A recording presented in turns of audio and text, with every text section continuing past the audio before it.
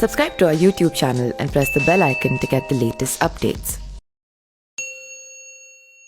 महाभारत के भीष्म पर्व के 83वें अध्याय के अनुसार महाभारत के युद्ध के 7वें दिन अर्जुन और उलूपी के पुत्र इरावान का अवंती के राजकुमार विंद और अनुविंद से अत्यंत भयंकर युद्ध हुआ। इरावान ने दोनों भाइयों से एक साथ युद्ध करते हुए अपने पराक्रम से दोनों को पराजित कर दिया और फिर कौरव सेना का संहार आरंभ किया।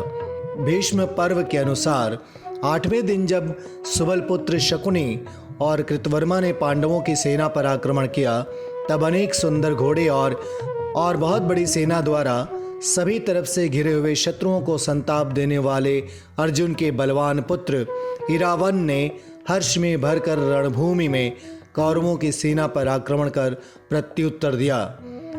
इरावान द्वारा किए गए इस अत्यंत भयानक युद्ध में कौरवों की घुड़सवार सेना नष्ट हो गई थी। तब शकुनी के 6 पुत्रों ने इरावान को चारों ओर से घेर लिया।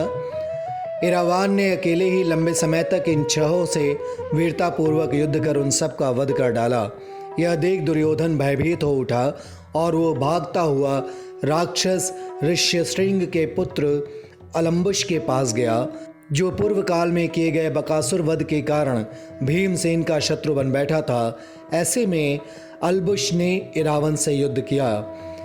इरावन और अलम्बुश का अनेक प्रकार से माया युद्ध हुआ। अलम्बुश राक्षस का जो अंग कटता वह पुनः नए सिरे से उत्पन्न हो जाता था। युद्ध स्थल में अपने शत्रु को प्रबल देख उस राक्षस ने अत्यंत भयंकर एवं विशाल रूप धारण करके अर्जुन के वीर एवं यशस्वी पुत्र इरावन को बंदी बनाने का प्रयत्न आरंभ किया।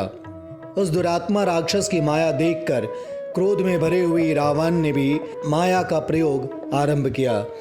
उसी समय नाग कन्या पुत्र इरावन के मातृकुल के नागों का समूह उनकी सहायता के लिए वहां आ पहुंचा। रणभूमि में बहुतेरे नागों से घिरे इरावन ने विशाल शरीर वाले शेष नाग की भांति बहुत बड़ा रूप धारण कर लिया। तब उसने बहुत से नागों द्वारा राक्षस को आच्छादित कर दिया। तब उस राक्षस राज अलम्बुश ने कुछ सोच विचार कर गरुड़ का रूप धारण किया और समस्त नागों को भक्षण करना आरंभ किया। जब उस राक्षस ने इरावान के मातृकुल के सब नागों को भक्षण कर लिया, तब मोहित हुए इरावान को तलवार से मार डाला।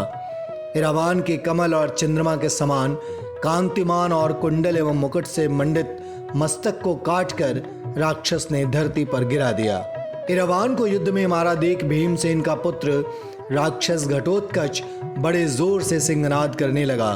उसने भीषण रूप धारण कर प्रज्वलित त्रिशूल हाथ में लेकर भांति भांति के अस्त्र शस्त्रों से संपन्न बड़े बड़े राक्षसों के साथ आकर कौरव सेना का संहार आरंभ किया। उसने दुर्योधन और द्रोणाचार्य से भीषण युद्ध किया। घटोत्कच और भीमसेन ने भयानक युद्ध किया और क्रुद्ध भीमसेन ने उसी दिन धृतराष्ट्र के 9 पुत्रों का वध कर इरावान की मृत्यु का प्रतिशोध लिया।